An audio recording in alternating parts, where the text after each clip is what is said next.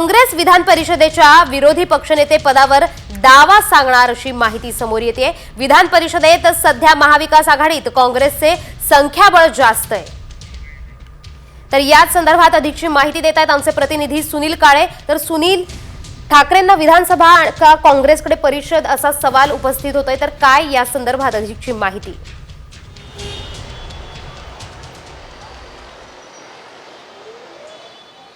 आपण बघतोय की नवीन जे समीकरण निघालेलं आहे, विधानसभा निवडणुकीच्या पराभवानंतर महाविकास आघाडीमध्ये सर्वात मोठा पक्ष म्हणून ठाकरे गट आहे आणि ठाकरे गटाला जर विधानसभेचं विरोधी पक्षपद मिळत असेल तर विधान परिषदेला ज्या ठिकाणी अंबादास दानवे आहे त्यांची टर्म ऑगस्ट महिन्यात संपते आहे, त्या पार्श्वभूमीवरती काँग्रेसच्या 8 जवळपास विधान परिषद सदस्य आहेत, त्यामुळे त्यांनी दावा ठोकण्याची शक्यता आहे आणि त्या संदर्भात चर्चा सुरू असल्याची माहिती आपल्याला मिळालेली आहे। जर विरोधी पक्ष नेते विधानसभेचं जर ठाकरे गटाला मिळालं तर विधान परिषदेचं विरोधी पक्ष नेते आपल्याला मिळावं यासाठी काँग्रेसचे नेते प्रतिकूल असल्याचं आणि त्या संदर्भात त्यांची चर्चा सुरू असल्याची माहिती मिळते। जी धन्यवाद सुनील दिलेल्या या माहितीबद्दल। तर या संदर्भात अंबादास दानवे यांचीही प्रतिक्रिया समोर येते, त्यांची प्रतिक्रिया काय आहे पाहूयात। तुम्ही जर विधान परिषदेचं म्हणजे विधानसभेचं विरोधी पक्षनेतेपद येणार असाल तर काँग्रेसची भूमिका अशी आहे की विधान परिषदेचं विरोधी पक्षनेतेपद त्यांना हवं आहे। पक्ष योग्य निर्णय घेईल। मला वाटतं कोणत्या पदासाठी कोणी काही तयार झाले नाही, कोणी असेल माझ्यासहित कोणी असेल ह्या पदाला काही चिकटून बसण्याचं असं काही कुठं ठरलेलं नाही आहे। सगळे पक्ष मिळून जो निर्णय घेईल तो सगळ्यांना मान्य असतो। तर मुख्यमंत्री देवेंद्र फडणवीस आणि एकनाथ शिंदे यांच्यात संघर्ष सुरू असल्याची चर्चा सुरू आहे। याचाच प्रत्यय आता आणखी एका गोष्टीच्या निमित्तानं आलाय। राज्यातील प्रमुख प्रकल्पांचा आढावा घेण्यासाठी मुख्यमंत्र्यांच्या वॉर रूम मधून आढावा घेतला जातोय। मात्र आता एकनाथ शिंदे यांनी याच धर्तीवर शिवसेनेकडे असलेल्या खात्यांच्या अंतर्गत येणाऱ्या प्रकल्पांचा आढावा घेण्यासाठी स्वतंत्र कोऑर्डिनेशन रूमची स्थापना केलेली आहे। एकनाथ शिंदे यांचं हे पाऊल देवेंद्र फडणवीस यांच्यासाठी शह असल्याचं मानलं जातंय। नजर काय, ते राज्याचे उपमुख्यमंत्री आहेत, राज्याचे मुख्यमंत्री होते। ज्या पद्धतीनं वॉर रूम मध्ये अजितदादांची देखील वॉर रूम आहे, म्हणजे आपल्याला माहितीसाठी एक सांगतो, कालच वॉर रूम मध्ये रत्नागिरीच्या मिरकरवाडा बंदराचा विषय होता आणि त्या बैठकीला मी ऑनलाईन उपस्थित होतो। त्याच्यामुळं शिंदे साहेबांनी एखादी गोष्ट केल्यानंतर स्वाभाविक आहे की ती बातमी झालीच पाहिजे। पण कोऑर्डिनेशन रूम म्हणजे काय, जे प्रकल्प आहेत ते लवकरात लवकर महाराष्ट्राचे पूर्ण व्हावे, याच्यामध्ये जर एकनाथ शिंदे साहेब पुढे पाऊल टाकत असतील तर खरं तर आपण सगळ्यांनी त्याचं स्वागत केलं पाहिजे। एकीकडे एकनाथ शिंदेंनी कोऑर्डिनेशन रूमची स्थापना करून फडणवीसांवर कुरघोडी केली आहे, तर दुसरीकडे नाशिकवरूनही भाजप आणि शिवसेनेत तणाव वाढल्याचं दिसून येतंय। मुख्यमंत्री देवेंद्र फडणवीसांनी कुंभमेळ्यासाठी बैठक घेतली, मात्र आज नाशिक दौऱ्यावर असणारे उपमुख्यमंत्री एकनाथ शिंदे पुन्हा बैठक घेत आहेत। त्यामुळे कुंभमेळ्यासाठी शिवसेना आणि भाजपच्या 2 स्वतंत्र बैठका होताना दिसून येत आहेत। फडणवीसांच्या बैठकीला दादा भुसे गैरहजर होते, तर आता शिंदेंच्या बैठकीसाठी गिरीश महाजन अनुपस्थित राहणार असल्याचं समजतंय। बातमी समोर येते उपमुख्यमंत्री अजित पवार यांच्या संदर्भातली। उपमुख्यमंत्री अजित पवारांनी पुन्हा एकदा धनंजय मुंडेंची जोरदार पाठराखण केल्याची माहिती समोर येते।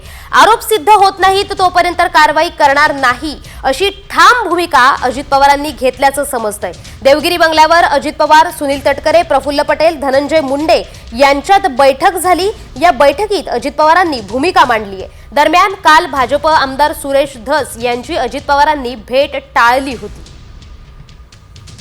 जर अजित पवार आणि तटकरे यांचं म्हटलं, सिंचन घोटाळा एवढा मोठा झाला, गाजला, त्याच्यावर चार्जशीट्स फाईल झाले, PILs झाल्या, तरी सुद्धा त्याच्यावरची कारवाई बंद करण्यात आली। याच्याच वरून आता सिद्ध होतंय की यांना खात्री आहे की कुठल्याही प्रकारची कारवाई कितीही सिद्ध झाले तरी होणार नाहीये। म्हणून मला असं वाटतंय की आता माझ्याकडे कोर्टात जाण्याशिवाय मार्ग उरलेला नाहीये आणि मी कोर्टात जाऊन याच्यावर कारवाई कशी, त्याचा तडाखा जोपर्यंत कोर्टाकडनं येत नाही तोपर्यंत यांच्याकडनं अपेक्षा करणं हे मूर्खपणाचं लक्षण आहे। आता याच्या पुढे मी त्यांच्याकडनं मागणी करणारच नाही। सरपंच संतोष देशमुख यांच्या हत्या प्रकरणात आता एक बातमी समोर येते। यांच्या हत्या प्रकरणातील आरोपींची बी टीम बीडमध्ये अजूनही सक्रिय असल्याचा गंभीर आरोप धनंजय देशमुख यांनी केलाय। संतोष देशमुख हत्या प्रकरणाचा त्यांचे बंधू धनंजय देशमुख सातत्याने पाठपुरावा करतायत। संतोष देशमुख हत्या प्रकरणातील आरोपींना मदत करणाऱ्यांना अद्याप ताब्यात घेतलेलं नाहीये, त्यामुळे पोलिसांकडून त्यांच्याकडे दुर्लक्ष केलं जातंय असा आरोप आता धनंजय देशमुख यांनी पोलिसांवर केलाय। माझ्या भावाची हत्या झाली, त्याची एक बी टीम पण आहे, त्याची अजून इन्व्हेस्टिगेशन काहीच झालेली नाही। आता हे आपला तपास होत आल्यानंतर आम्ही इन्व्हेस्टिगेशन करणार आहोत आणि ह्याची जी बी टीम आहे पुढं भविष्यात त्या टीमपासून समाजाला कुठं धोका नाही झाला पाहिजे याच्यासाठी प्रयत्न करणार। देशासह राज्यभरातील इतरही वेगवान बातम्यांचा आढावा घेऊया टॉप 50 मधून। पीएफ साठीचा नॉमिनी विवाहानंतरही वैधच राहणार आहे। लग्नापूर्वी पीएफ वारसदार म्हणून आईचं नाव लावलं असेल तर ते लग्नानंतर आपोआप अवैध ठरत नाही। संबंधित कर्मचाऱ्याने वारसदार बदलण्यासाठी तसा लेखी अर्ज सादर करून नवीन वारसदार नेमणं आवश्यक आहे असा निर्वाळा एका प्रकरणात मुंबई हायकोर्टानं दिलाय।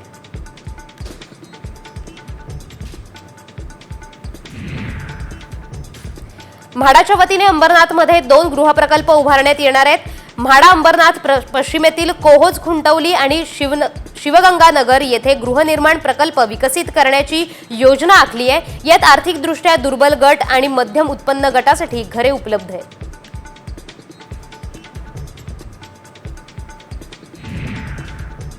राज्याच्या अर्थ विभागाने एक महत्त्वाचा निर्णय घेतलाय। जवळपास 1 लाख कोटींच्या बचतीचं ध्येय अर्थ विभागाने डोळ्यांसमोर ठेवलंय।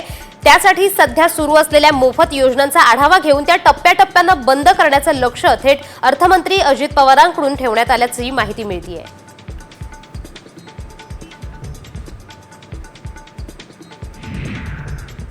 मुंबईत सर्वसामान्यांचे घराचं स्वप्न साकार होणार आहे, कारण पीएम आवास 2.0 योजनेला सुरुवात झाली आहे। सर्वसामान्य नागरिकांना परवडणाऱ्या घरांचं स्वप्न साकार करण्याच्या उद्देशाने राज्य सरकारने प्रधानमंत्री आवास योजना 2.0 ची अंमलबजावणी करण्याचा महत्त्वपूर्ण निर्णय घेतलाय।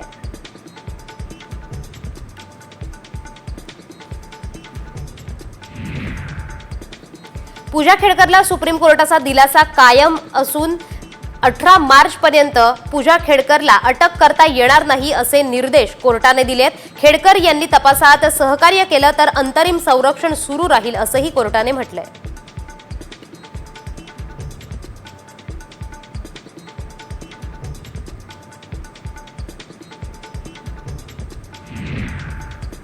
मुंबईकरांचा बेस्ट प्रवास महागण्याची शक्यता आहे। बेस्टचं तिकीट दर दुप्पट करण्याचा प्रस्ताव आहे, त्यामुळे बसचं भाडं 5 रुपयांवरून 10 रुपये तर वातानुकूलित बसचं तिकीट 6 वरून 12 रुपये होण्याची शक्यता आहे। बेस्टचा वाढता तोटा कर्मचाऱ्यांची देणी देण्यासाठी भाडेवाढीचा पर्याय घेण्यात आलाय।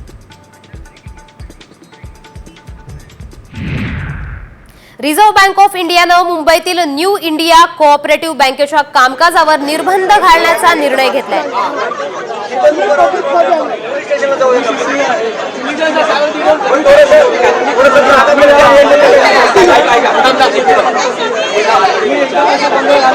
तर आपण पाहतो रिझर्व्ह बँक ऑफ इंडियानं न्यू इंडिया कोऑपरेटिव्ह बँकेच्या कामकाजावर निर्बंध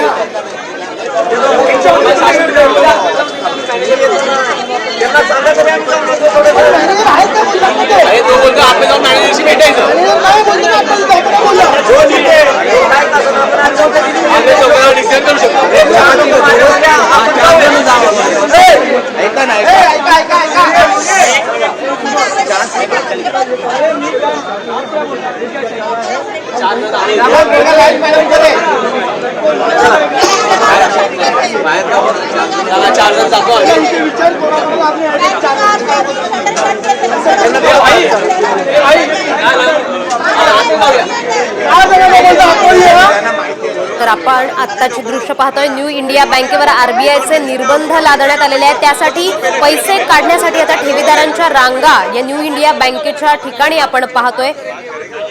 मोठ्या प्रमाणात अनियमितता झाल्यानं बँकेच्या कामकाजावर निर्बंध घालण्यात आल्याची प्राथमिक माहिती मिळते. आरबीआयनं निर्बंध घातल्यानं बँकेत ठेवी ठेवणाऱ्या खातेदारांना त्यांची रक्कम आता काढता येणार नाहीये. तसंच न्यू इंडिया कोऑपरेटिव्ह बँक आता कर्ज देणं किंवा ठेवी स्वीकारू शकणार नाहीये.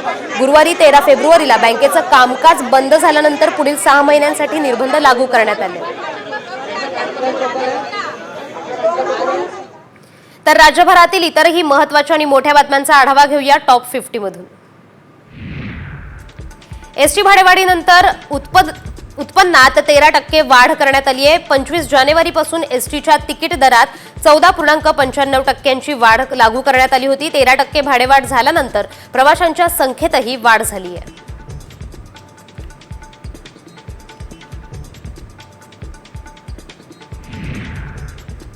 पुण्यातील 672 पुलांचं सर्वेक्षण होणार आहे. नदी नाल्यांना पूर आल्याने पूल वाहून जाण्याच्या दुर्घटना घडतात. पावसाळ्यातील अशा घटनांना आळा घालण्यासाठी सार्वजनिक बांधकाम विभागानं पालिकेस पावसाळ्यापूर्वी सर्व पुलांची सुरक्षा तपासणी करण्याच्या सूचना दिल्या आहेत.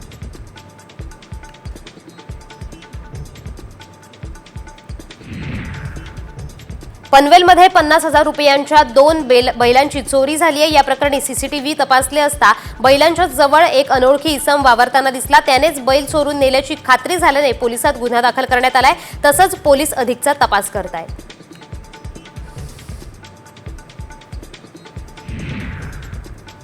पुण्याच्या वेल्हा खरीव गावात पोलीस पाटलाची दादागिरी पाहायला मिळाली आहे. पोलीस पाटील गणेश शिंदेनं एका व्यक्तीवर प्राणघातक हल्ला केलाय. हल्ला करताना तो सीसीटीव्हीत कैद झालाय. या प्रकरणी राजगड पोलीस स्टेशनमध्ये गणेश शिंदे आणि तानाजी शिंदे यांच्यावर गुन्हा दाखल करण्यात आलाय.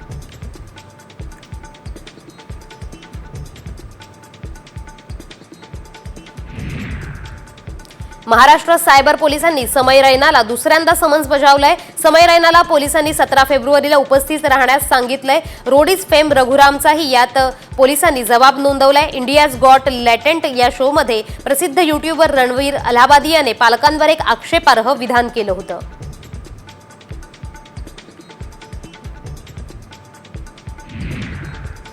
अभिनेत्री ममता कुलकर्णी पुन्हा महामंडलेश्वर बनली आहे. ममताने एक व्हिडिओद्वारे ही माहिती दिली आहे. गुरुने पुन्हा एकदा महामंडलेश्वर पद बहाल केल्याचं व्हिडिओत सांगितलंय. याआधी गुरु डॉक्टर लक्ष्मी त्रिपाठींवर झालेल्या आरोपांमुळे दुःखी असल्यानं राजीनामा दिल्याचं स्पष्टीकरणही त्यांनी दिलंय.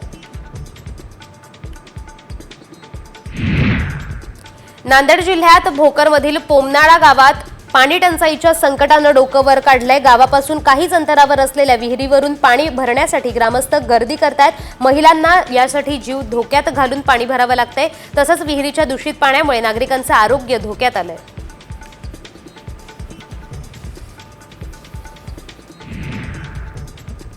नागपुरात आता कॅन्सर संशोधनासाठी केंद्र स्थापन होणार आहे.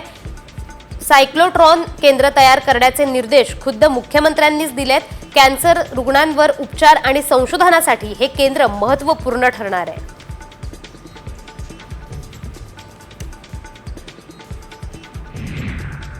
आता बातमी आहे तळीरामांच्या खिशाला कात्री लागण्याची. लाडक्या बहिणी योजनेचा थेट फटका तळीरामांना बसणार आहे. हा फटका कसा बसणार आहे आणि तिजोरीवर किती महसुली तूट आहे यावरचा हा विशेष रिपोर्ट पाहूयात.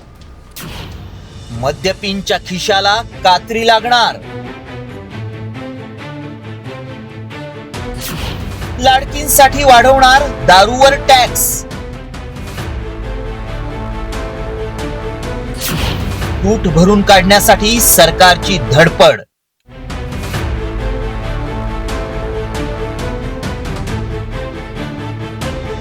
लाडकी बहीण योजनेमुळे आता मद्यपींच्या खिशाला कात्री लागणार आहे. कारण महसूल वाढीसाठी दारूवरील कर वाढवण्याच्या हालचाली सुरू असल्याचं समोर आलंय. राज्य सरकारनं महसूल वाढीसाठी गृहनिर्माण विभागाच्या अपर मुख्य सचिव वल्सा नायर यांच्या अध्यक्षतेखाली समिती नेमली आहे. या समितीनं काही महत्त्वाच्या सूचना केल्या आहेत. राज्याच्या तिजोरीत 13,754 कोटींची महसुली तूट आहे. मद्य विक्री आणि परवान्यातून 40,000 कोटींचा महसूल जमा होतो. जास्तीचे मद्य परवाने देऊन महसूल वाढवण्याच्या हालचाली सुरू आहेत.